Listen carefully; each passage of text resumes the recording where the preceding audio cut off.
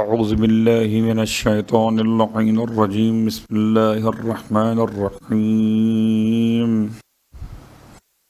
الحمد لله رب العالمين الصلاة والسلام على أشرف الأنبياء والمرسلين سيدنا أبي القاسم محمد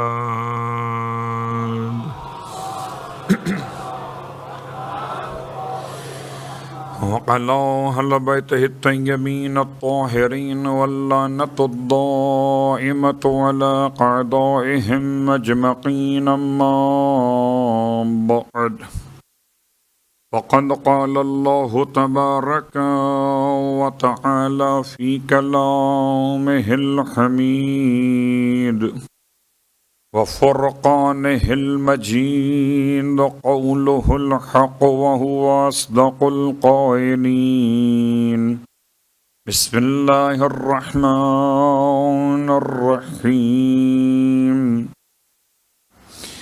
إن الله اشترى من المؤمنين أنفسهم وأموالهم بأن لهم الجنة يقاتلون في سبيل الله فيقتلون ويقتلون وعدا عليه حقا في التوراة والإنجيل والقرآن ومن أوفى بعهده من الله واستبشروا ببيعكم الذي بايعتم به وذلك هو الفوز العظيم التائبون العابدون الحامدون الصائحون الراكعون الساجدون الآمرون بالمعروف والناهون عن المنكر والحافظون لحدود الله وبشر المؤمنين صلوات پڑھ لیں.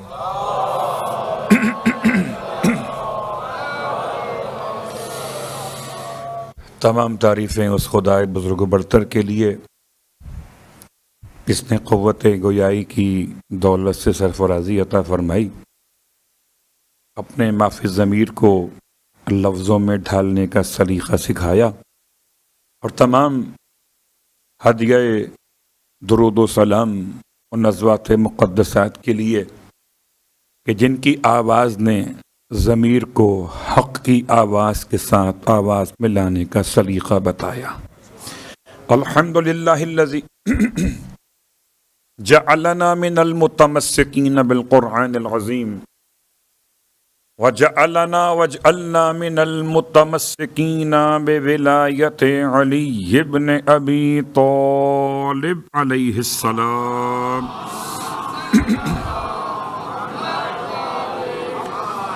عظم اللہ اجورنا و اجورکم بمصابنا بالحسین علیہ السلام وجعلنا وإياكم إن شاء الله من الطالبين بصأره مع وليه الإمام المهدي من آل محمد عليهم السلام.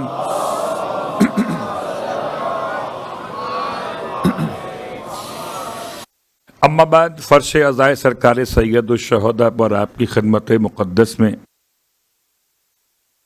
ایک ایسے عنوان کے ساتھ حاضر خدمت ہوں جو عنوان اصحاب سرکار سید الشہداء کے بارے میں، اور خاص ان اصحاب کے بارے میں کہ جن کا تعلق سرزمین مقدس کوفہ سے تھا. اس کے وضاحتوں کے اعتبار سے مسلسل آپ کی خدمت میں 2 آیتیں پڑھی جا رہی ہیں، اور آج ان کا ترجمہ ان نئے آنے والے سامعین کے لیے پیش کر رہا ہوں کہ جنہیں اس کا ربط سمجھنا شاید مشکل ہو رہا ہوگا. کہ اصحاب حسین کا تعارف ہے، اس تعارف میں ان دو آیتوں کا کیا ربط ہے؟ تو ان آیتوں کا حوالہ تو آپ کو یاد ہو گیا ہوگا۔ سورہ مبارکہ توبہ کی آیت نمبر 111 اور 112 ہے۔ ان کا ربط یہ ہے، ان دونوں آیتوں میں خدا نے ایسے افراد کو بیان کیا کہ جن کی جان اور مال کو خدا نے خرید لیا ہے، اور جنت کو اس کا معاوضہ یا بدل قرار دیا ہے، اور خدا نے اس کاروبار کے بیان کے لیے اپنی 3 کتابوں میں اس کا حوالہ رکھ دیا ہے، یعنی کتاب توریت، کتاب انجیل اور کتاب قرآن مجید، کاروبار کی وجہ سے جو اللہ نے آپ کے ساتھ کر لیا ہے، اور یہ بڑی عظیم کامیابی ہے۔ آیت نمبر 111 کا آخری جملہ ہے وَذَلِكَ هُوَ الْفَوْزُ الْعَظِيمُ، اور اسی جملے کو امام جعفر صادق علیہ الصلوۃ والسلام نے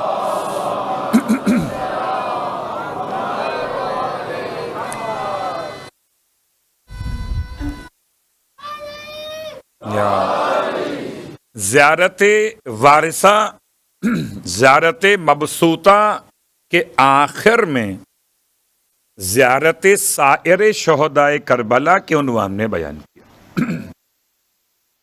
فَيَا لَيْتَنِي كُنْتُ مَعَكُمْ فَأَفُوزَ مَعَكُمْ،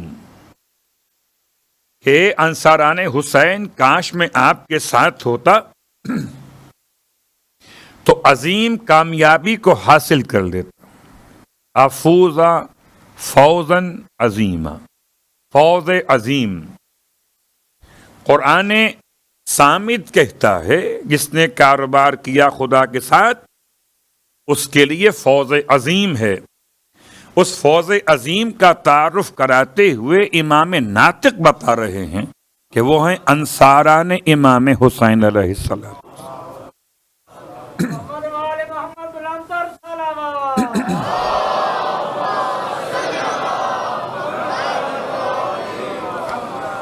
اب یہ اپنے اپنے طور پر تلاش کرتے ہیں کہ وہ انصاران حسین کون ہیں، ان کا قبیلہ کیا ہے، ان کا خاندان کیا ہے، ان کا علاقہ کون سا ہے،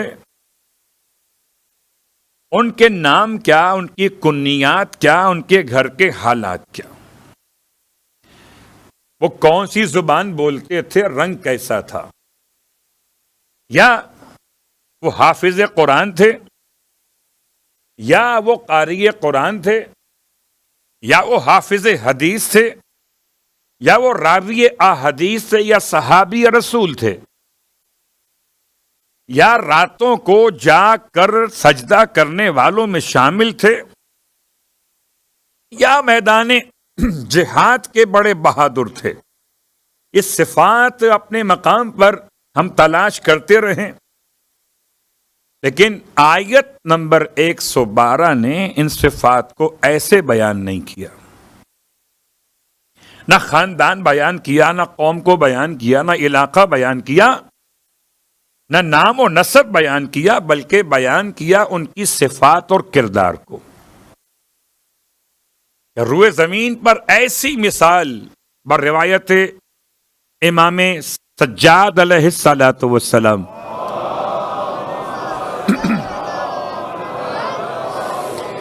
یا بمناسبت فرمان امام رضا علیہ الصلوۃ والسلام، 2 اماموں کا حوالہ ہے،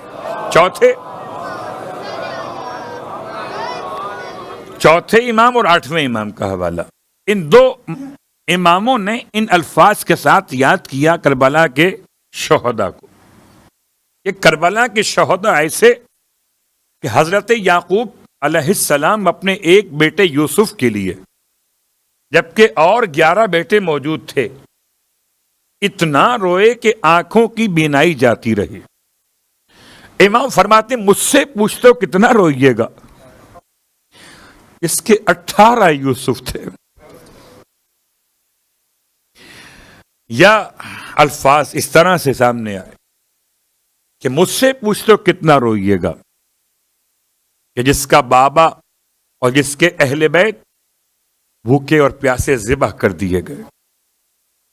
8ویں امام فرماتے ہیں وہ 18 ایسے تھے کہ جن کی نظیر اور جن کی مثال روئے زمین پہ ممکن نہیں ہے۔ 8ویں امام کا فرمان۔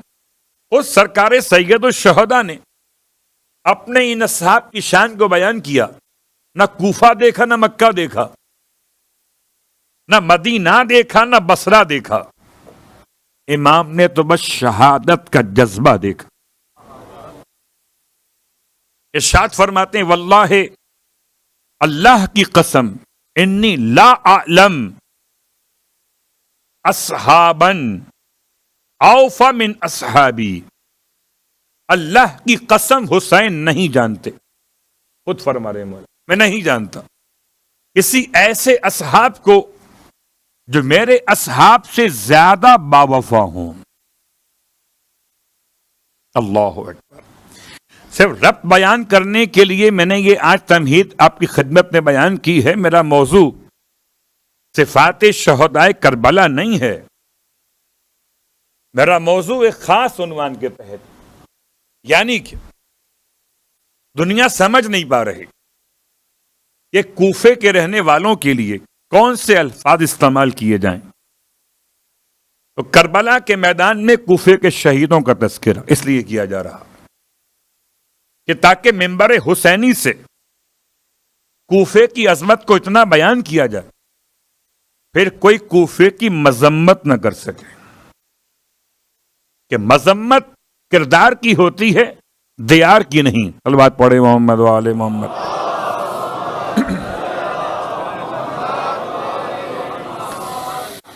تو آئیے تلاش کرتے کرتے ہم آیتیں ڈھونڈ رہے تھے آپ کی خدمت کے لیے کہ کوفے کا تذکرہ تعویلی حیثیت میں، یاد رکھیے گا تنزیل اپنے مقام پر، تعویلی حیثیت میں، روایات معصوم کی روشنی میں، تفسیر قرآن کے اعتبار سے کوفے کا تذکرہ کہاں کہاں موجود ہے، اور ان آیتوں کو تلاش کرتے کرتے آج ہم پہنچے کوفے کے ایک ایسے علاقے میں کہ جہاں عام طور پر زائر نہیں جاتے، تقریباً نہیں جاتے، شاید کوئی خود سے چلا جائے تو الگ بات ہے، اور ہو سکتا ہے کہ اس مجلس کے بعد سے پھر خدا جس کو توفیق عطا فرمائے تو ضرور جائے گا۔ کوفے کی مساجد کا تعارف، کوفے میں 8 مسجدیں مساجد مبارکہ کہی جاتی ہیں، مساجد مبارکہ، برکت والی مسجدیں، اور کوفے میں تقریباً 8 مسجدیں وہ ہیں کہ جو مساجد ملعونہ کہی جاتی ہیں تاریخ کے اعتبار سے۔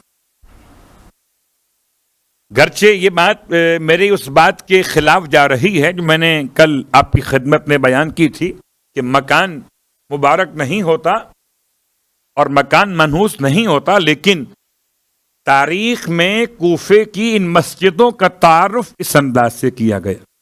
اب اس کے پیچھے ایک جملہ کافی ہے کہ جو مساجد خدا کی عبادت کے لیے تعمیر کی گئی وہ مساجد مبارکہ ہیں، اور جو قتل حسین کے شکرانے میں تعمیر کی گئی وہ مساجد ملعونہ ہیں۔ یہ ایک جملہ کافی ہے۔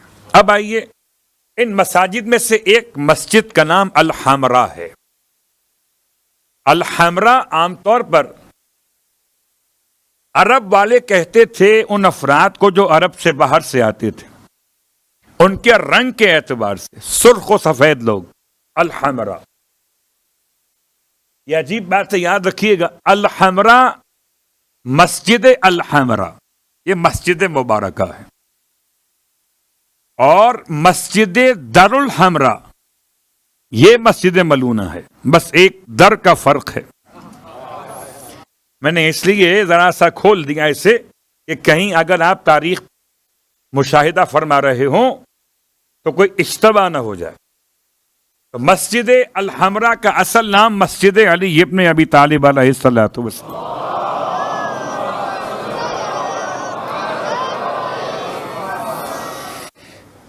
آپ کو تو معلوم ہوگا کہ فرات اس طرح کربلا میں بہتی ہے یا بہتا ہے، نہر کہیں تو بہتی ہے اور دریا کہیں تو بہتا ہے، ایسے یہ فرات کوفے کے اندر بھی ہے۔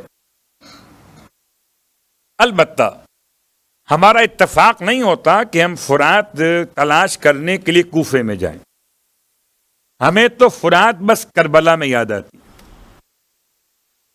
میرا موضوع فرات نہیں ہے بلکہ فرات کا کنارہ ہے، وہ جو کوفے کے اندر ہے، وہی کنارہ کہ جہاں پر مولائے متقیان نماز پڑھنے کے لیے آئے اور آپ کے احترام میں آپ کے قیام کی جگہ کو محفوظ کرنے کے لیے مقام کے نام سے مسجد تعمیر کی گئی۔ حضرت یونس ابن متا علیہ السلام کے حوالے سے اس مسجد میں ایک مقام موجود ہے۔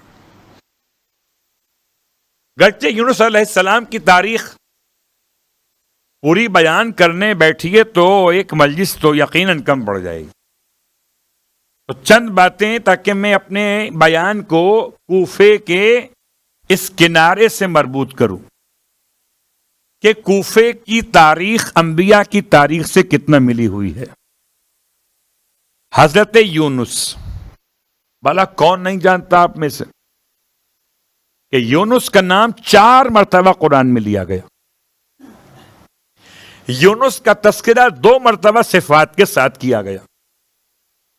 یونس علیہ السلام کے نام کا سورہ موجود قرآن مجید کے اندر، سورہ یونس نمبر 10، سورہ نمبر 10، سورہ توبہ کے فوراً بعد ہے۔ پہلے توبہ کیجئے، پھر آئیے یونس کو یاد کیجئے۔ حضرت یونس کا تذکرہ سورہ انبیاء کے اندر بھی ہے، اور حضرت یونس کا تذکرہ سورہ صافات کے آخر میں بھی ہے۔ آخر کہیے، بالکل آخر سے پہلے پہلے۔ تو سورہ صافات، سورہ انبیاء اور سورہ یونس اور دیگر مقامات بھی شاید مل جائے، لیکن خاص یونس کے نام کا ترجمہ کیا ہے؟ یہ وہی نام ہے جس کو آپ سمجھیں انسان، سمجھیے انسیت رکھنے والے وجود کو یونس کہتے ہیں، جس میں انس اور محبت پائے جائے۔ اب یہ الگ بات ہے کہ زمانہ نا عاقبت اندیش لوگ کہتے چلے آئے کہ انسان نکلا نسیان سے، ہم ہمیشہ کہتے چلے آئے انسان نکلا انس اور محبت سے۔ جو نسیان سے انسان کو سمجھتے ہیں، وہ سمجھتے ہیں بھولنا انسان کی طبیعت میں شامل ہے، اور جو انسان کو انس اور محبت سے پہچانتے ہیں وہ سمجھتے ہیں کہ محبت انسان کی طینت میں شامل ہے۔ اور جو محبت رکھے گا وہ انسان کہا جائے گا، اور جو محبت نہ رکھے گا اسے انسان کیسے کہوں؟ ہو سکتا ہے آدمی ہو مگر انسان نہ ہو۔ یونس کے نام کا ترجمہ واضح ہو۔ اب اسے جونس کہہ لیجئے یا جونس کہہ لیجئے، تلفظ کے اعتبار سے مختلف زبانوں کی بات آپ کر سکتے ہیں۔ اصل عربی میں یونس ہے ابن متا۔ متا کی تاریخ الگ ہے، ان کے واقعات الگ، وہ چھوڑتے ہیں۔ یونس علیہ السلام کہاں مبعوث ہوئے؟ نینوا کے رہنے والوں کی طرف۔ نینوا کہاں ہے؟ کہ نینوا کا ایک حوالہ کنارہ دجلہ کا، اور دوسرا حوالہ جب سرکار سید الشہداء 2 محرم کو والد کربلا ہوئے تو مشہور روایت سب کو زبانی یاد ہوگی، امام نے بنی اسد کے زمینداروں سے جو غازریہ کے علاقے میں رہتے تھے ان کو بلا کے نام پوچھا زمین کا کہ اس زمین کا نام کیا ہے۔ بالکل ایسے جیسے خدا پوچھتا ہے موسیٰ سے تمہارے ہاتھ میں کیا ہے۔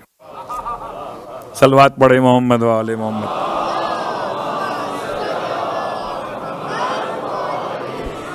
اگر خدا حضرت موسیٰ سے پوچھ کر خدا رہ سکتا ہے وقت حجت خدا زمینداروں سے زمین کا نام پوچھ کر حجت خدا رہ سکتے ہیں. کوئی یہ خیال نہ کرے کہ کوئی حجت خدا کے علم میں اضافہ کرے گا. لفظ اضافہ اپنے ذہن سے نکال دیجئے اور روایت سنیے کہ لوگوں سے امام نے پوچھا اسے کہتے کیا ہیں؟ کسی نے کہا اسے ماریا کہتے ہیں.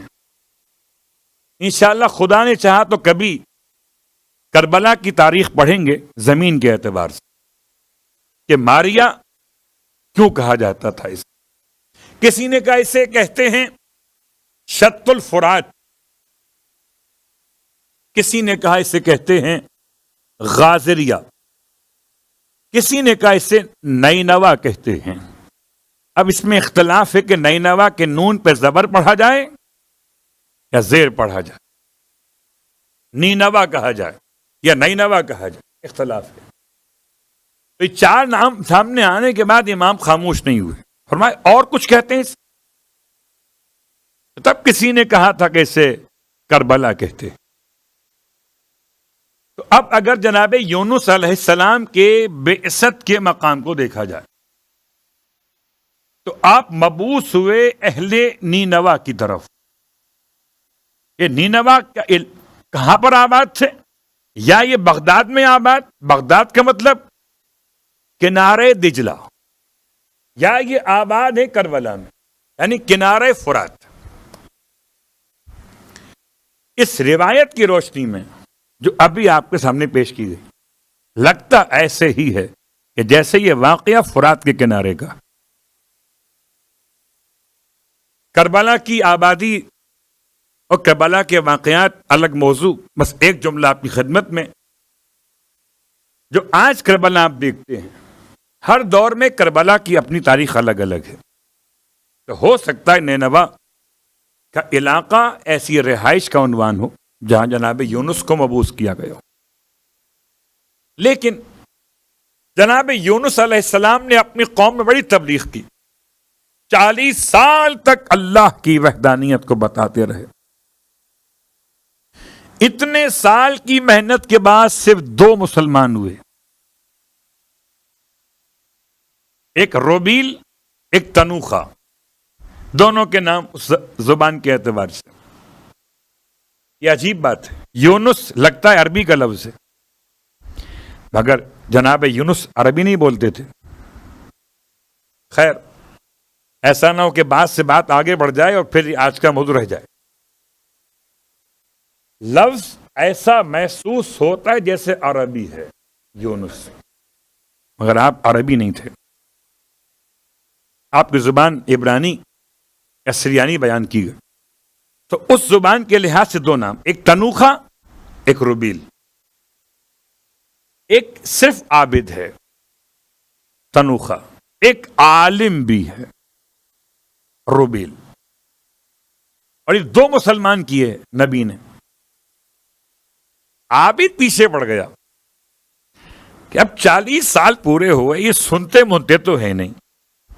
یا نبی اللہ, اب آپ انہیں بد دعا کر کے ہلاک کر دیں. آپ انہیں بد دعا کر کے ہلاک کر دیں. اسی لیے خدا نے عابدوں کو بد دعا کا اختیار نہیں دیا, ورنہ عابدوں کا ظرف اتنا زیادہ وسیع نہیں ہوتا کہ برداشت کر سکیں. عابد پیچھے پڑ گیا. اللہ کے نبی نے محسوس کرتے ہوئے کہ واقعاً ایسا مسئلہ آ چکا کہ اب کوئی فائدہ نہیں ہے تبلیغ مزید کا, بد دعا کرتی. پروردگار عالم نے جواب دیا, ٹھیک ہے آپ قوم کے لیے بد دعا کرنا چاہتے ہیں, ہم آپ کی قوم کو برباد کر دیں گے, عذاب آ جائے گا, مگر 3 دن کے بعد آئے گا. کب آئے گا؟ 3 دن کے بعد. جتنے عذاب آتے ہیں ان کا وقت معین ہے. اب تک جتنے عذاب آسمانی عذاب کے طور پر آئے وہ آئے صبح کی نماز کے وقت سے لے کر سورج کے نکلنے کے وقت تک کے درمیان. اور اسی لیے اس وقت میں جاگنا اور خدا سے استغفار کرنا انسان کو گناہوں سے بچا لیتا. عذاب آئے گا مگر آئے گا 3 دن کے بعد. اب یہ خبر قوم تک پہنچا دی گئی. یونس علیہ السلام اپنے ساتھ عابد کو لے کے نکل پڑے اپنے علاقے سے. اب تو عذاب آنے والا ہے. اور جو عالم تھا اس نے کہا آپ مجھے چھوڑ دیجئے، میں یہیں پر رک. اس نے قوم میں اپنا کام رکھا جاری و ساری. قوم کو سمجھاتا رہا دیکھو آثار پیدا ہونے لگے. پہلا دن موسم خراب ہوا، ہوا اتنی شدید گرم ہوئی کہ مزاج ٹھکانے آ گئے. پھر آسمان پر سرخی کی علامت کا نمودار ہونا، ایک ایک کر کے علامتیں آنا شروع ہوئیں عذاب کی. وہ عالم سمجھاتا رہا اور لوگوں نے بالآخر اس کی بات سمجھ لی. میں یہ چھوڑتا ہوں کہ کیا ہوا. اب ہم آتے ہیں جناب یونس کی طرف. ہمارا موضوع کوفہ ہے. آپ نے اپنے ساتھ عابد کو لیے ہوئے آئے کنارے فرات کے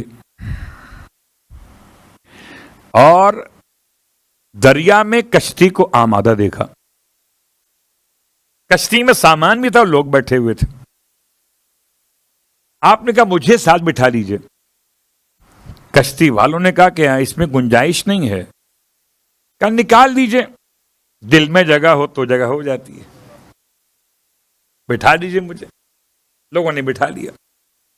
جیسے ہی بٹھایا کشتی آگے بڑھی، بیلنس آؤٹ ہو گیا. کہ ہم نے آپ سے پہلے ہی کہا تھا کہ اس میں اگر کوئی ایک بھی اضافی ہو گیا تو کشتی خطرے میں ہوگی، سب ڈوب جائیں گے. کیا کیا جائے؟ اب کون اترے پانی کے اندر؟ کہتے ہیں کوڑا ڈالا گیا. کبھی کبھی ایسی قرآن اندازی بھی ہوتی ہے جو موت کے لیے ہو، اور شاید یہ تاریخ کی عجیب قرآن اندازی ہے. ایک قرآن اندازی وہ تھی جو جناب عبداللہ کے لیے ہوئی تھی، موت کے لیے تھی وہ. ایک قرآن اندازی یہ ہے. 3 دفعہ قرے ڈالے گئے اور نام نکلا یونس علیہ السلام کے. ان کو کشتی سے نکال دیا جائے. کہتے ہیں آپ نے خود ہی فیصلہ کیا، اچھا ٹھیک ہے. آپ نے اپنے آپ کو پانی میں گرا دیا، یا کہیے جمپ لگا دی پانی کے اندر. پانی بہت گہرا ہے اور پانی میں ایک ایسی بڑی مچھلی، جسے ویل کہہ سکتے ہیں، اتنی بڑی مچھلی اس زمانے کے لحاظ سے، اس نے منہ کھولا اور جناب یونس کو اپنے اندر لے لیا. وَظَنُّونَ إِذْ ذَهَبَ مُغَاضِبًا فَظَنَّ أَن لَّن نَّقْدِرَ عَلَيْهِ فَنَادَىٰ فِي الظُّلُمَاتِ أَن لَّا إِلَٰهَ إِلَّا أَنتَ سُبْحَانَكَ إِنِّي كُنتُ مِنَ الظَّالِمِينَ فَاسْتَجَبْنَا لَهُ وَنَجَّيْنَاهُ مِنَ الْغَمِّ وَكَذَٰلِكَ نُنجِي الْمُؤْمِنِينَ. یہ ان سب کو زبانی یاد ہوگی یہ 2 آیتیں جو نماز غفیلہ پڑھتے ہیں. پڑھتے تو ہم بھی ہیں، مگر اس کا ترجمہ اگر غلط کریں تو ایمان ہاتھ سے چلا جاتا ہے. ترجمہ کروں؟ صلوات پڑھے محمد وآل محمد.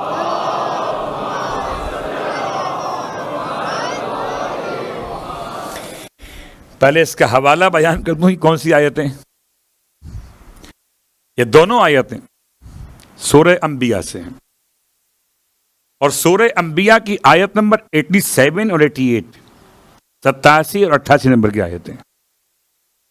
وَظَنُّونَ، تمام شیعہ سنی تمام علماء لکھتے ہیں کہ یہاں نون سے مطلب ہے، نون تھا مچھلی کا نام، اور خدا نے مچھلی کا تذکرہ کچھ انبیاء کے ساتھ کیا ہے. ان میں خاص جناب یونس ہیں، اور بھی انبیاء ہیں. وَظَنُّونَ، اور خاص مچھلی نون، اور نون والا. یعنی کہ صاحب الحوت، مچھلی والا، الذهب مغاضبا، جب چلے غضبناک ہو کر، فظن، اب ظنہ کے معنی اگر گمان کرو تو نبی کی عصمت ختم ہو جاتی ہے. یہ مقام ان مقامات میں سے کہ جہاں ظنہ کا ترجمہ یقین ہوگا. فظن، اسے یقین تھا، لن نقدر علیہ. اور یہاں اگر نقدرہ کا ترجمہ کرو قدرت کا تو نبی کی شان میں توہین ہو جاتی ہے. چلیے میں اس کو نقل کفر کے طور پہ کر دیتا ہوں تاکہ جو لوگ نماز غفیلہ پڑھتے ہیں اگر اس کا ترجمہ سمجھ رہے ہوں تو کہیں یہ ترجمہ ذہن میں نہ بیٹھ جائے. اور مچھلی والا وہ جب چلا غصے کی حالت میں نقل کفر کر رہا ہوں، مچھلی والا جب چلا غصے کی حالت میں تو اسے یہ گمان تھا کہ اس پر اب ہم قادر نہیں ہو سکتے. ہم کون؟ خدا. اللہ اکبر. کیا ایسا ممکن ہے کوئی نبی یہ سوچ کے چلے کہ خدا اس پر قادر نہیں ہو سکتا، وہی گمان کر رہا ہو؟ نبی کی شان تو نبی ہے. کسی عام مومن کے لیے بھی یہ جملہ اس کے ایمان کے منافی ہے. اب ترجمہ کیا ہوگا؟ وہ مچھلی والا نبی چلا قوم پر غصہ کرتا ہوا کہ قوم نافرمان ہے، نہیں مانتی اللہ کو، عذاب آنے والا ہے. وظن، اسے یقین تھا کہ اگر میں قوم کے علاقے سے نکل بھی جاؤں تو خدا مجھے وہاں بھی رزق عطا کرے گا، میں جہاں رہوں گا. صلوات پڑھے محمد و آل محمد.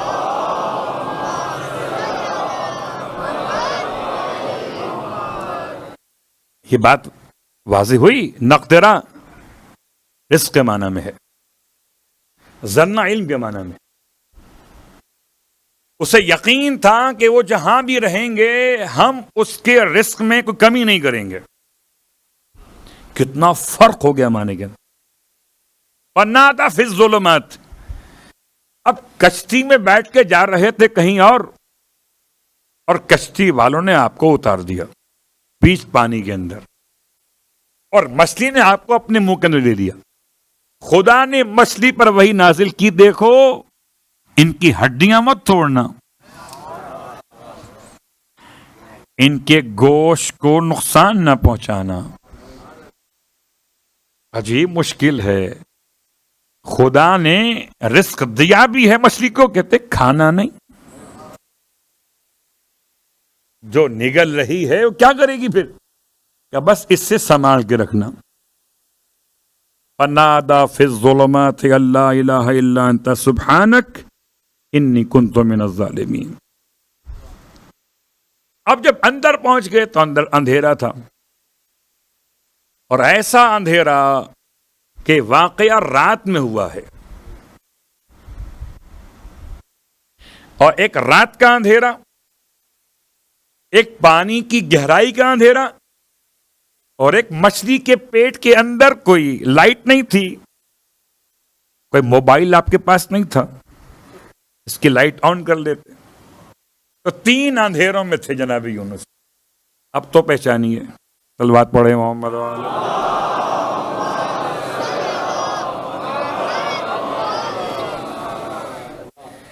آیت میں 3 جملے من الظالمین، استغفار، توحید، تنزیح اور استغفار. یہ 3 جملے آیت کے اور 3 اندھیرے آپ کے. اب کتنا رہے کہ 3 دن 9 گھنٹے 40 دن، کم از کم 9 گھنٹے اور زیادہ سے زیادہ 40 دن رہے. اگر یہ تسبیح نہ پڑھتے تو لَلَبِثَ إِلَى يَوْمِ يُبْعَثُونَ، تو مچھلی کے پیٹ میں رہتے قیامت تک کے لیے. آپ مچھلی کے پیٹ میں خدا کو یاد کر رہے ہیں. اور اسی جملے کو امام صادق علیہ السلام نے ارشاد فرمایا.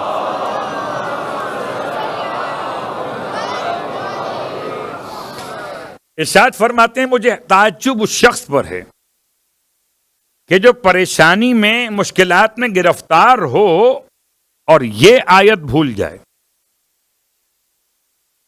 لا الہ الا انت سبحانک انی کنت من الظالمین. یہ خدا خود کہتا ہے فاستجبنا لہ ونجیناہ من الغم وکذالک ننجی المؤمنین. بس ہم نے جیسے یونس کو نکالا، ان کی بات سن کر جواب دیا اور انہیں غم سے نکال دیا، ہم ایسے ہی مومنین کو غموں سے نکالتے ہیں. تو کبھی اس آیت کو پڑھیے روحانیت بڑھانے کے لیے. کب پڑھیے؟ صبح کی نماز کے بعد اور مغرب کی نماز کے بعد. سجدے میں سر رکھتے ہوئے 40 مرتبہ صبح، 40 مرتبہ شام.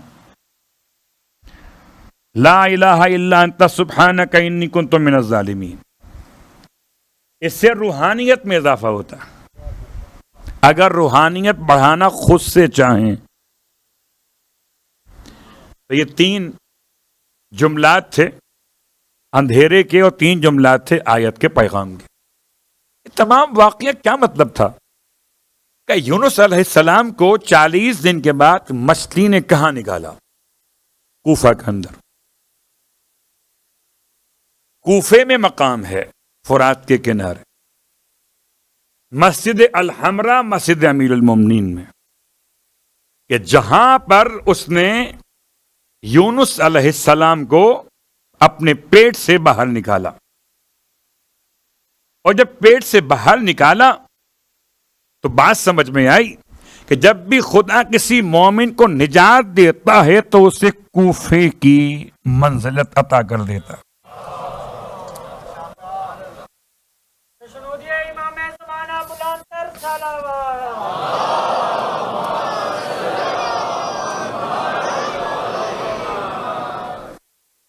یہ کوفے کا مقام ہے. جب نکالا کنارے پر تو اب آپ کی حالت یہ تھی جیسے بالکل کوئی نو مولود بچہ ہو جس کی ابھی برتھ ہوئی ہو.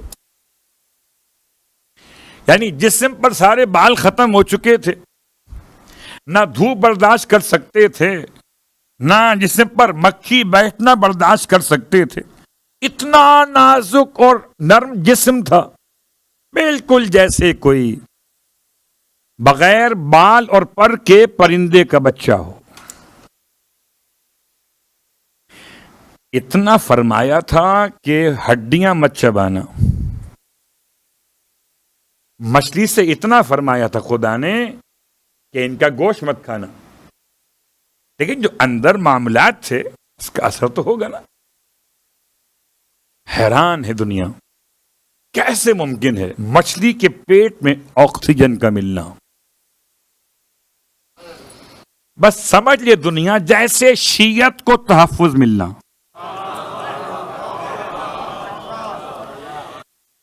دنیا مٹاتی چلی جائے، امام بچاتے چلے جائیں. صلوات پڑھے محمد و آل محمد.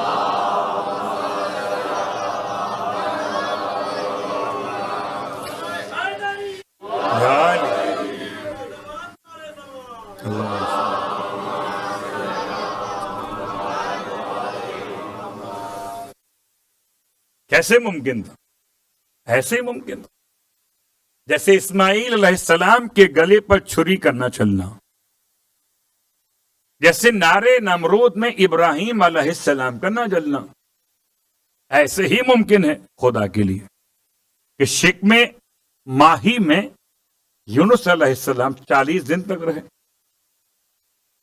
اور جب باہر آئے تو حال بڑی خراب تھی. شاید آپ کو یاد ہو، میں نے غالباً 12 محرم کو پڑھا تھا کہ کوفے میں 3 انبیاء کے معاملات تھے. حضرت موسیٰ کا عصا، حضرت سلیمان کی انگشتری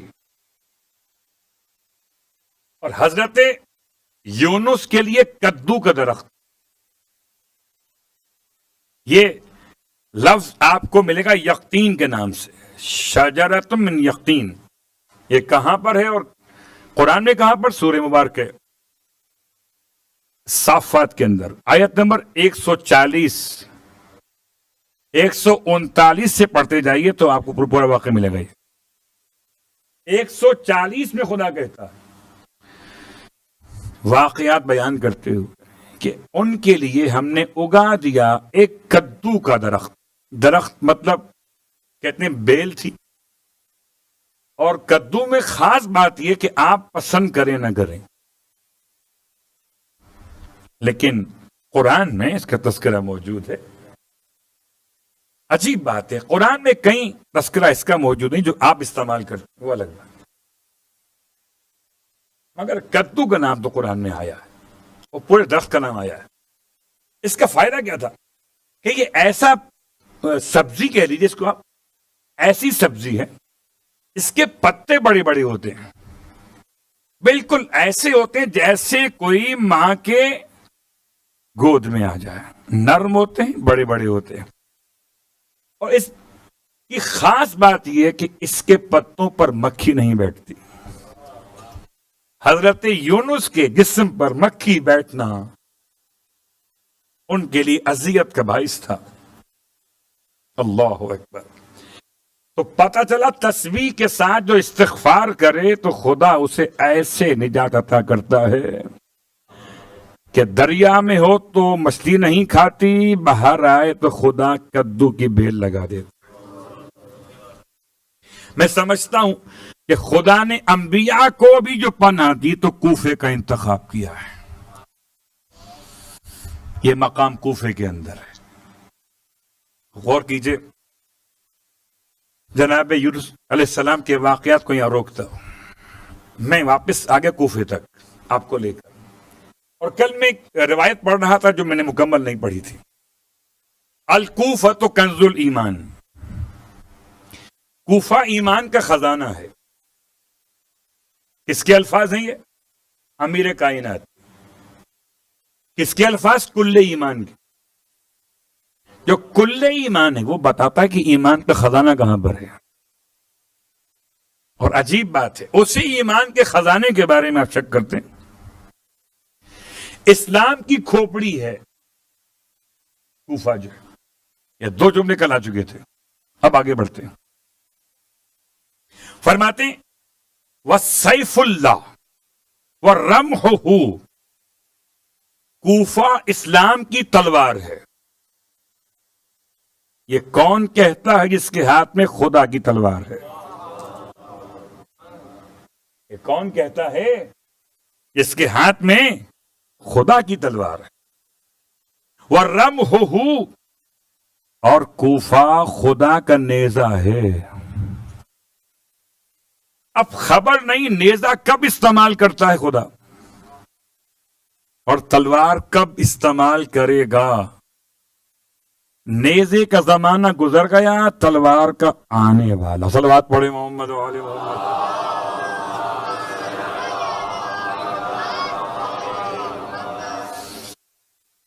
یضعہ حیث یشاء، خدا اسے وہاں رکھتا ہے جہاں چاہتا ہے. خدا کے دو ہتھیار ہیں کوفہ جو ہے. اللہ اکبر. پھر امام فرماتے ہیں والذی نفسی بیدہ،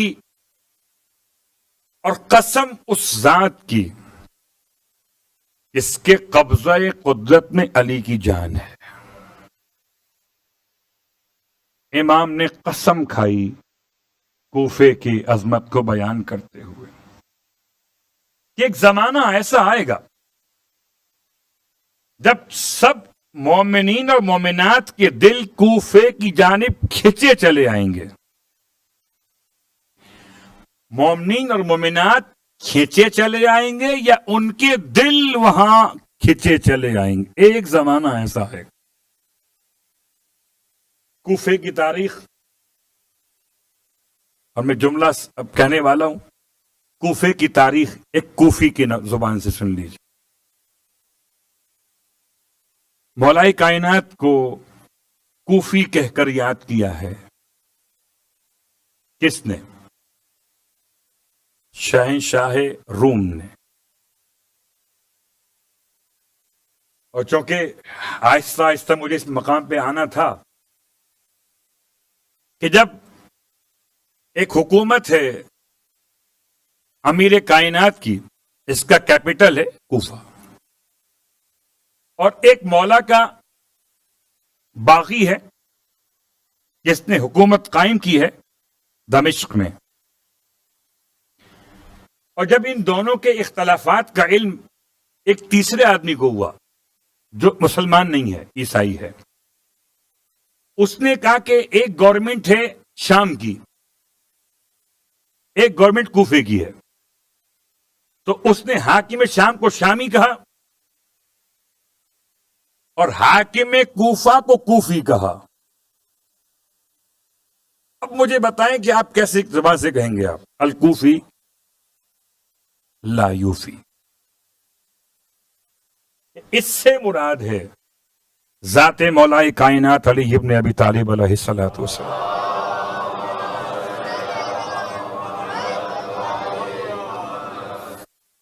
گھبرائی تو نہیں ہے؟ پڑھوں آگے بات کو. یہ الف لام داخل اس کے اوپر، اور الف لام کے داخل ہونے کا مطلب عام بات نہیں ہو رہی، خاص بات ہو رہی. ایک کوئی شخص ایسا ہے الکوفی لا یوفی. یہ بنو امیہ کا پروپیگنڈا تھا. آج کوئی کیوں نہیں کہتا شامی لا یوفی یا شامی لا یوفی؟ نہیں کہتے. کیا کہتے؟ الکوفی لا یوفی. اور بڑے فخر سے کہتے ہیں. مومنین کی آبادی کو کہتے ہیں کوفہ، مذمت کے معنی میں، نہ کہ بدعت کے معنی میں. یاد رکھیے، ہمارے اور آپ کے الفاظ ہمارے اور آپ کے اعمال کا حصہ بن رہے ہیں. اس لیے لازم ہے کہ انسان علم کے ساتھ بولے ورنہ خاموش رہے. تو یہ اس مقام پر بات پہنچ گئی. ایک جملہ اور سن لیجئے، بڑا سخت ہے وہ بھی. جناب سلمان محمدی اللہم صلی علی محمد فرماتے ہیں اہل الکوفہ اہل اللہ. کوفے کے لوگ اہل اللہ ہیں. کیا مطلب؟ بالکل جیسے مکے کے لوگ اپنے آپ کو کہتے تھے آل اللہ. اس کا ایک آسان سے اشارہ آپ کی خدمت میں عرض کروں. خدا ہم سب کو نصیب کرے کربلا معلیٰ کی زیارت 40 کے حوالے سے. 40 کی زیارات میں 2 زیارتیں ہیں جو مولا کی خدمت میں پڑھی جاتی ہیں. ایک زیارت امام جعفر صادق علیہ السلام کو بیان کی ہوئی ہے،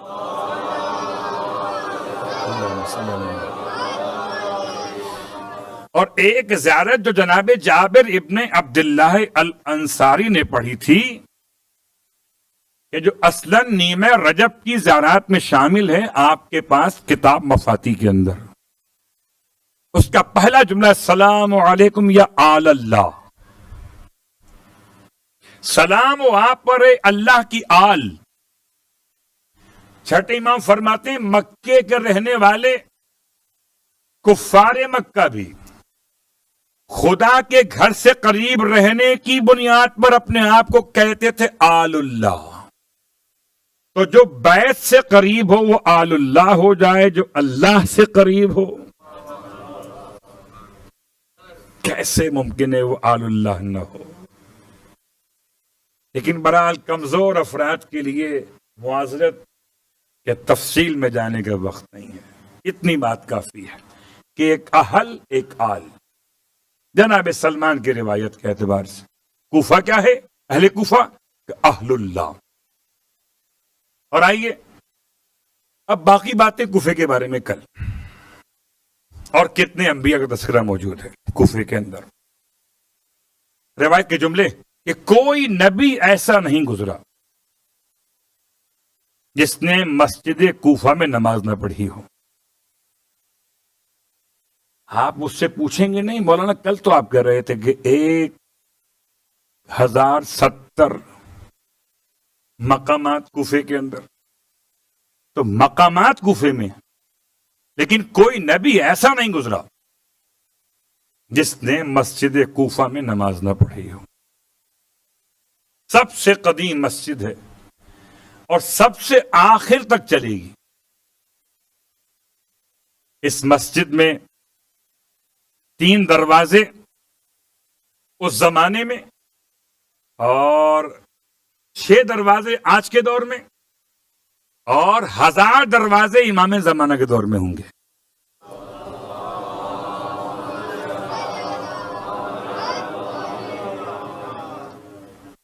تو یہ مسجد جائے گی آخر تک۔ اب آئیے کربلا کے شہیدوں میں سے قابل تذکرہ کہوں، قابل عظمت کہوں، کوفے کے ان عظیم شہداء کو کہ جنہوں نے کوفے کا نام اتنا بلند کیا، اتنا بلند کیا کہ ان کی شان میں روایات آ گئیں۔ عجیب جملہ ہے، بنو شاکر خاندان کا نام ہے اور بنو شاکر ایک شاخ ہے اس قبیلے کی، اس کا نام تھا ہمدان، اور ان کو ودائی بھی کہتے تھے کیونکہ قبیلے ودا کے پاس رہے یہ لوگ۔ اصل نام اس شاخ کا بنو شاکر، شاکر کی اولاد، تو آج شاکر کی اولاد کا تذکرہ ہے۔ یہ کون ہے؟ حضرت عابس بن شبیب الشاکری اور ان کے غلام جناب شوذب، یہ دونوں شخصیات جو ہیں دونوں کا تعلق اسی قبیلے سے ہے، خاندان سے ہے۔ بنو شاکر کیا ہیں؟ جملہ سن لیجئے۔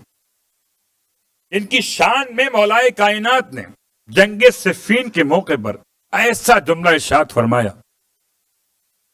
کہ کسی اور خاندان کے لیے ہو تو وہ سونے سے لکھے اسے۔ فرمائے لو تمت عدتہم الفا لعبید اللہ حق عبادت، فرماتے اگر بنو شاکر کے 1000 آدمی یہاں پر ہوتے تو خدا کی ایسے عبادت کی جاتی جیسے عبادت کا حق ہے۔ بہت بڑا جملہ۔ 1000 آدمی اگر اس قبیلے خاندان کے ہوں تو خدا کی ایسے عبادت کرنا ممکن ہو جائے جیسے اس کی عبادت کا حق ہے۔ قبیلے بنو شاکر، اور بنو شاکر میں جناب عابس، عابس کا ترجمہ کیا ہے؟ شاید عابس سمجھ میں آئے تو لفظ عباس سمجھ میں آ جائے۔ ہمارے یہاں ابھی تک لفظ عباس کا ترجمہ لوگ سمجھ نہیں پا رہے۔ میں سوچتا تھا کہ یہ ترجمہ آیا کہاں سے؟ یہ آیا ہے ایک انگریزی لغت نامے سے۔ عابس کہتے ہیں غصہ ور کو، اینگری جو ہو جاتا ہے نا، اینگری، غصہ کرنے والا۔ قرآن میں سورہ عبسہ و تولا، عبسہ و تولا، اس نے منہ بگاڑا اور منہ پھیر کے چل دیا، وہ تولا۔ تو عبسہ کا معنی کیا بنا؟ غصہ کرنے والا۔ جبکہ اسے تلاش کریں اگر تو عبسہ کے معنی ہے اس کے چہرے پر جلال رہتا ہو، اس کے چہرے پر سرخی رہتی ہو، اسے کہتے ہیں عابس۔ ایسا عابس کہ آپ کے نام کے 3 الفاظ استعمال کیے گئے، عابس، عائش اور عباس۔ والد صاحب کا نام تھا شبیب، جوان، قبیلے بنی شاکر سے تھے۔ ان کی خاص بات کیا تھی؟ یہ تابعی ہیں، مولا کے پکے موالی ہیں، ایسے علی والے ہیں کہ صرف نعرہ ہی نہیں مارتے علی کا، بلکہ مولا کائنات پر جان قربان کرنے پہ تیار ہے۔ جنگ صفین میں مولا کے پابر رکاب رہے اور پیشانی پہ زخم کھایا۔ جنگ صفین میں، جنگ جمل میں تھے، نہروان میں تھے۔ پھر مولا کائنات کے بعد مولا حسن کی خدمت میں رہے، کوفی ہیں یہ۔ اس کے بعد مولا حسین کی بارگاہ میں مسلم ابن عقیل کے خدمت گزاروں میں تھے۔ جب مسلم کوفے پہنچے ہیں اور مختار کے گھر سے منتقل ہوئے جناب ہانی کے گھر میں، تو ایک بڑا اجتماع تھا۔ سب سے پہلا خطاب تھا عابس کا، کوفے کے اندر خطیب ہیں۔ کہتے تھے مسلم سے کہ مجھے نہیں معلوم کہ کوفے والے بعض لوگ کیا سمجھتے ہیں، ان کے دلوں میں کیا ہے، میں اپنی خبر دیتا ہوں کہ میں اپنی جان آپ کے مشن کے لیے قربان کر دوں گا، صرف اللہ کی خاطر، اہل بیت کی محبت۔ مجھے باقیوں کا نہیں پتا کیا ہوگا ان کا اپنے بارے میں۔ عابس، اور عابس کے جوش کو دیکھ کر حضرت مسلم ابن عقیل علیہ السلام نے خط لکھا مولا حسین کو، اور یہ خط لے کر عابس کو ہی روانہ کیا تھا۔ عابس اور شوذب دونوں ساتھ چلے ہیں، آقا غلام دونوں، کوفے سے مسلم کا خط لے کر۔ اب یوں سمجھیے سفیر حسین کے سفیر بن گئے اور مکے پہنچے۔ مکے پہنچ کے امام کی خدمت میں خط پہنچایا، اور پھر امام کی خدمت سے پلٹ کے واپس نہیں آئے۔ اللہ اکبر۔ جو کوفے سے کربلا تک پہنچے وہ اور ہیں، جو کوفے سے مکے تک پہنچے وہ اور ہیں، اور مکے سے پھر حسین کے ساتھ کربلا تک۔ اب آئیے جناب عابس کا کربلا میں روز عاشور کیا کردار رہا۔ عابس ان شخصیات میں شامل تھے کہ جو شجاع بھی ہیں اور راتوں کو نماز شب کے پابند ہیں، ایسے متقی پرہیزگار۔ ان کا غلام شوذب بوڑھا ہو چکا ہے، خود کیا ہوں گے؟ بوڑھے۔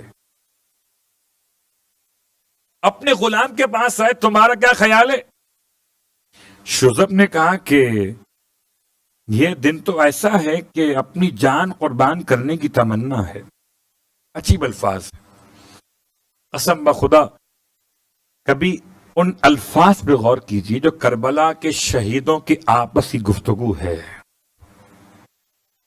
آج تو وہ دن ہے کہ اگر کوئی تحت سرا میں گرا ہوا ہو اور حسین کا ساتھ دے دے تو 7ویں آسمان تک پہنچ جائے۔ ایک دن میں یہ سفر ایک دن میں مکمل ہو جائے۔ تحت الثری 7ویں زمین کے نیچے اگر آج کوئی اتنا پستی میں ہو اور حسین کا ساتھ دے دے تو اس سے بہتر تو کوئی فیصلہ ہی نہیں ہے۔ میرا ارادہ ہے کہ میں اپنی جان قربان کروں۔ فرمائے میں چاہتا ہوں کہ میں تمہارا خون بہتے ہوئے دیکھوں۔ حضرت عابس نے جناب ارشاد فرمایا جناب شوذب سے کہ آپ جائیے پہلے۔ شوذب امام سے رخصت۔ فرماتے ہیں السلام علیکم یا ابا عبداللہ، اے ابا عبداللہ آپ پہ سلام۔ استودعک اللہ واستریک، میں آپ کو خدا کی امان میں دیتا ہوں۔ یہ وہی جملہ ہے جو زیارت وداع میں پڑھا جاتا ہے بعض روزہ ہے معصومین پر۔ استودعک اللہ واستریک، میں آپ کو خدا کی پناہ میں دیتا ہوں اور آپ کو خدا کی رعایت میں دیتا ہوں، پناہ کے اندر۔ رخصت ہوئی۔ بڑا جہاد کی شوذب نے، بوڑھے تھے مگر امام پہ قربان ہو گئے، اور جب شہید ہو گئے شوذب تو پھر جناب عابس نے امام کی خدمت، عجیب جملہ کہا، فرماتے مولا سے کہ مولا میں ساری دنیا کی مصیبتیں آپ سے دور کر دیتا اگر میرے اختیار میں ہو، تو کسی کو آپ کے نزدیک آنے نہ دوں، ساری دنیا سے اکیلا لڑ جاؤں آپ کے لیے، لیکن مولا بظاہر بے بسی ہے، تو اب چاہتا ہوں کہ میں آپ پہ قربان ہو جاؤں۔ کیسے کیسے صحابی تھے، اللہ اکبر! اور یہ کوفی ہیں، خیال کیجئے گا، یہ ناصر حسین ہیں، اور جو ناصر حسین ہے وہ پنجتن کا ناصر ہے، کوفی، اور جو پنجتن کا ناصر وہ خدا کا ناصر ہے، کوفی۔ امام نے دعا دی، روانہ کیا، جیسے ہی آئے یہ میدان کے اندر عجیب آواز بلند ہوئی، کیا ہوشیار ہو جاؤ، وہ آ گیا جو شیر نہیں ہے، شیروں کا شیر ہے۔ کربلا کی جنگ میں بعض ایسے افراد ہیں کہ جن کے مقابلے پر کوئی نہیں آ سکا، ان میں سے ایک یہ ہے حضرت عابس، سر پر خود پہنے ہوئے لوہے کا ہیلمٹ کہہ لیجئے، اور بدن پر جیکٹ پہنے ہوئے، زرہ پہنے ہوئے، آواز دیتے رہے، ہے کوئی مرد تمہارے لشکر میں تو آئے میرے سامنے۔ عمر ابن سعد نے عورتوں والا کام کیا، کہ ایسے پتھر مارو، اس کے مقابلے پہ جانے کے بجائے پتھر مارو۔ اللہ اکبر! اب 30,000 کا لشکر ہو یا اس سے کچھ زیادہ یا اس سے کچھ کم، ہزاروں افراد تھے لشکر یزید میں، ایک بھی مقابلے پر نہیں آئے عابس کے۔ اور آپ کو تو معلوم ہے کہ پتھراؤ کا مطلب کیا ہوتا ہے، بے بسی، کچھ نہیں کر سکتے، پتھر تو وہ مارتا ہے اس کے بعد ہتھیار نہ ہو، سب کے پاس ہتھیار تھے۔ اور جب عابس نے دیکھا کہ کوئی میرے مقابلے پر آتا ہی نہیں ہے، عجیب کام کیا، غصے میں آ کے بوڑھا شخص امام کا عاشق، اس نے اپنے سر سے اتارا خود، اٹھا کے پھینک دیا، اب تو آ جاؤ۔ اس کے بعد اپنی زرہ کھول دی اور زرہ کھول کے اتار کے پھینک دی، نہ سر پہ خود رہا نہ بدن پہ زرہ رہی، اب تو لڑنے آ جاؤ، کوئی نہیں آیا، مجبور ہو کر ان پتھراؤں کے جواب میں عابس نے حملہ شروع کیا۔ مقتل کراوی لکھتا ہے کہ ایسے ایسے آگے بڑھتے تھے کہ جس طرف بڑھتے تھے 200 افراد گرا دیتے تھے۔ اللہ ہے، سوچئے گا اگر عابس میں اتنا کمال ہو تو عباس میں کتنا کمال ہو۔ پھر آپ کو سمجھ میں آئے گا جملہ کہ عابس نے اسلحے کا، ہتھیاروں کا لباس اتار دیا تھا نا، حضرت عباس کو بھی امام نے یہی فرمایا تھا کہ پانی لینے جا رہے ہو نا، تو پانی لینے والے کے لیے کیا ضرورت ہے لباس پہن کے جانے کی، یا یوں کہہ لیجئے جب امام نے فرمایا بھیا تم لشکر کے علمدار ہو، عباس رونے لگے کہ آقا میں جس لشکر کا علمدار تھا وہ لشکر کہاں رہا۔ امام نے جنگ کی اجازت نہیں دی، عباس پلٹ کے واپس خیمے میں آ گئے، لباس جنگ کو اتارا اور لباس سقائیت کو پہنا اور سکینہ کو ساتھ لے کر آئے تھے.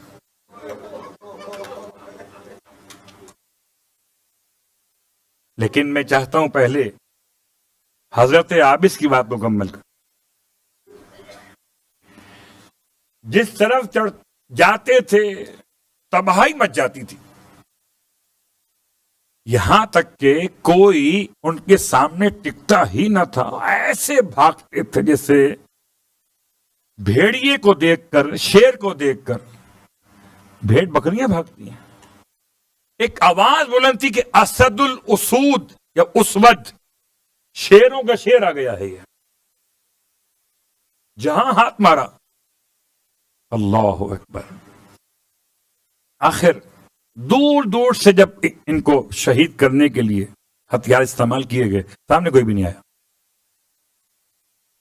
اور جب زخموں سے چور ہو کر گرے اور شہید ہوئے تو لشکر یزید میں جشن کا سما تھا.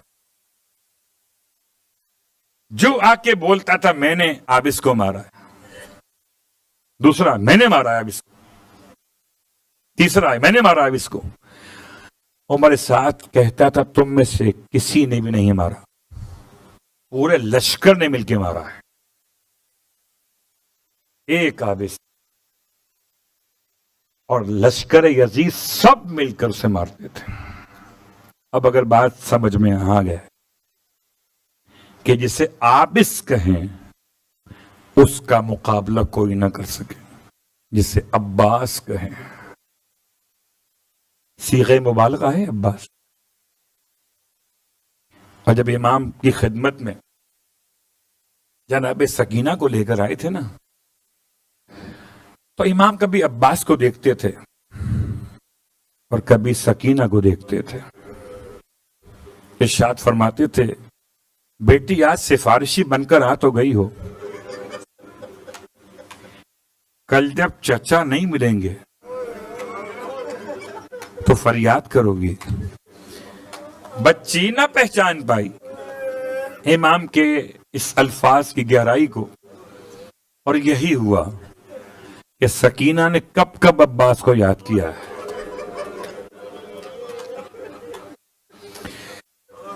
اور رونے والوں سے مجھے دو جملے پڑھنے ہیں.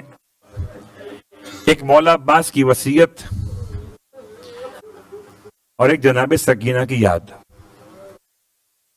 وصیت تو آپ سن چکے ہیں، اس وصیت کو سمجھانا ہے. صرف وصیت کیا تھی مولا عباس کی؟ آقا میری لاش کو خیمے میں لے کے نہ جائیے. اللہ اکبر. اب یہ علماء اس کو یوں پڑھ لیتے ہیں کہ سکینہ سے وعدہ کیا تھا عباس شرمندہ ہیں کہ پانی نہ پلا سکے. لیکن میں سمجھتا ہوں کہ اس سے بھی سخت معاملہ ہے. حضرت عباس نے وصیت کیوں کی؟ اگر دل پہ ہاتھ رکھ کے سوچئے، عباس کہاں لیٹے ہوئے؟ جہاں پر آج آپ کا روزہ ہے، یہاں پر آج آپ دفن ہیں. اور خیام کہاں پر ہیں؟ روضہ حسین کے پیچھے. مولا عباس کو وہاں چھوڑنے کا مطلب کیا تھا؟ کہ لشکر یزید کے نرغے میں عباس کو چھوڑ کے آئے. حسین کے لیے یہ سب سے بڑا ایک سوال تھا کہ جس سے بیٹوں کی طرح پالا ہو، اس سے سیدہ نے بیٹا کہا ہو، جو علی کی نشانی ہو، اسے چھوڑ کے آ جائے. اللہ اکبر. لیکن شاید یہ خدا کا انتظام تھا کہ عباس کی وصیت کے الفاظ یہ تھے. یہ بات سمجھ میں کب آئی؟ جب 13 محرم کو بنی اسد کے زمیندار کربلا میں لاشیں دفن کرنے کے لیے آئے. جملہ یاد رکھیے گا کہ وصیت تو امام نے عورتوں سے بھی کی تھی، بچوں سے بھی کی تھی، اور مردوں سے بھی کی تھی، مگر جب عورتیں 13 محرم یا 12 محرم کو پانی بھرنے آئیں فرات کے کنارے، تو پانی تو کیا بھرتی، ہاتھوں سے برتن چھوٹ گئے جب لاشوں کی غربت کو دیکھا، اور خاص لاش حسین کے چاروں طرف شیر ہے جو طواف کرتا جاتا ہے اور روتا جاتا ہے، پرندوں کے جھنڈ ہیں جو حسین کے خون سے اپنے پروں کو معطر کرتے، اپنا منہ پیٹتی ہوئی یہ واپس چلی گئی اپنے قبیلے میں، جا کے اپنے مردوں کو ہلایا، اب تو اٹھو۔ جب زہرا کا لال پکارتا رہا تب تو اس کا ساتھ نہ دیا، اٹھو اب تو لاشیں تو دفن کر دو کہ درندے لاشیں حسین پہ آ رہے ہیں۔ قبیلے بنی اسد کے زمیندار ڈرے ہوئے، کہتے ہیں ہمیں خوف ہے کہیں کوئی مخبر نہ پہنچ جائے، کوئی سپاہی موجود نہ ہو وہاں پر۔ جب عورتوں نے ان کا خوف دیکھا تو عجیب انداز اختیار کیا، اللہ اکبر، کہنے لگے اچھا لاؤ ہمیں دے دو، کدال دے دو، بیلچے دے دو، تم نہیں جاتے تو ہم زہرا کے لال کی لاش کو دفن کر کے آئیں گے۔ تب مردوں نے غیرت کھائی، اٹھ کے گئے، جب میدان کربلا میں پہنچے لاشوں کو دیکھ کے پریشان تھے، کیسے دفن کریں گے؟ ابھی پریشان تھے کہ سامنے سے کسی ناقہ سوار کو آتے ہوئے دیکھا، یہ اوٹ میں چلے گئے ٹیلوں کی کہ پتہ نہیں کون آتا ہے، خدا معلوم مخبر ہے لشکر یزید کا کوئی شخص، کون آتا ہے۔ جیسے ہی مقتل میں داخل ہوا اس نے اپنے آپ کو اونٹ سے گرا دیا اور سر جھکا کر کہتا تھا السلام علیکہ یا ابا عبداللہ۔ بنی اسد کے زمینداروں کا حوصلہ بن گیا، باہر نکل آئے، وہ آنے والا قریب آیا، ان سے پوچھا آپ لوگ یہاں کیا کر رہے تھے؟ تو پہلے تو انہوں نے تقیہ کیا کہ ہم ایسے آئے تھے، کہ سچ بتاؤ کیوں یہاں پر آئے تھے؟ تب کہنے لگے ہم لاشیں دفن کرنے آئے تھے۔ اس نے کہا میں تمہارے لیے تو آیا ہوں کہ تمہیں بتا سکوں کہ لاشیں کیسے دفن کر۔ یہ کہتے تھے کہ ہم نے بڑی کوشش کی لاش حسین کو اٹھانے کی مگر اٹھا نہیں سکے۔ اس نے کہا تم ہاتھ نہ لگاؤ میں اکیلا اٹھاؤں گا۔ بنی اسد کے زمیندار پہچانتے نہیں ہیں، کہنے لگے آپ اتنے کمزور ہیں، اتنے بیمار ہیں، ہم سے لاش نہیں اٹھ سکی زہرا کے لال کی، آپ سے کیسے اٹھے گی؟ کہ میں اکیلا اٹھاؤں گا۔ جب لاش حسین کے ٹکڑوں کو جمع کیا، چٹائی پر رکھا، لحد کے سپرد کیا، تو قبیلے بنی اسد کے زمیندار آپ کے قدموں سے لپٹ گئے۔ آپ بتائیں آپ ہیں کون؟ تو فرمایا انا یتیم الحسین، میں حسین کا یتیم سید سجاد۔ تب یہ کہنے لگے مولا سے مولا ساری لاشیں تو ایک جگہ ملی، ایک لاش نہر کے کنارے پڑی ہے، ہم نہیں پہچان سکے کہ ایک سر کٹا ہوا ہے، البتہ ایک علامت کہ بازو نہیں ہے اس لاش کے۔ امام نے ماتم کر کے فرمایا تم نہ اٹھانا، میرے چچا کی لاش ہے، سجاد خود اٹھائے گا۔ آئے کنارے فرات کے، رونے والے بس آخری دو جملے، آئے کنارے فرات کے مولا کی لاش اٹھانے کے لیے۔ قبر تو بنائی ہے پوری اپنے چچا کے قد کے لحاظ سے، مگر جیسے ہی حضرت عباس کی لاش کو اٹھانا چاہا اور جس عضو بدن کو ہاتھ لگاتے تھے وہ دوسرے بدن سے ٹوٹ کے الگ ہو جاتا تھا۔ آئے ٹکڑوں میں عباس کی لاش سجاد نے اٹھائی۔ اب سمجھ میں آیا وصیت کیوں کی تھی عباس نے، آقا میری لاش کو خیمے میں لے کے نہ جائیے گا، جانتے تھے کہ زہرا کا لال جب لاش کو لے کے چلے گا، ارے کبھی ایک ٹکڑا ٹوٹ کے الگ ہوگا، کبھی دوسرا الگ ہوگا، بار بار حسین کو جھکنا پڑے گا، اس لیے فرمایا تھا لا خیمے میں لیکن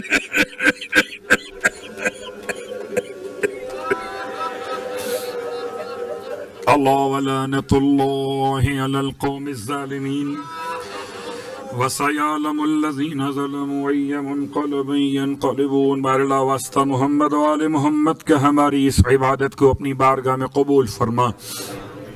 بار اللہ واسطہ محمد و آل محمد کا، مولا عباس علیہ السلام کا واسطہ، پروردگار باب الحوائج کا واسطہ، جو بھی اپنے اپنے دعاؤں کے طلبگار بیٹھے ہیں مالک، انہیں خالی ہاتھ واپس نہ لوٹا، اس کا واسطہ جس کے دونوں ہاتھ کاٹ دیے گئے، یہ جو دونوں ہاتھ پھیلا کے دعا مانگ رہے ہیں، ان کی دعائیں تو قبول فرما لے۔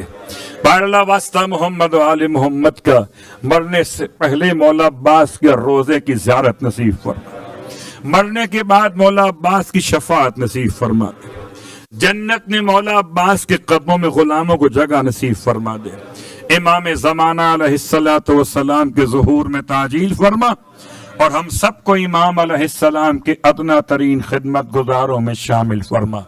ربنا تقبل منا انك انت السميع العليم بجاء محمد وآله المعصومين برحمتك يا ارحم الراحمين۔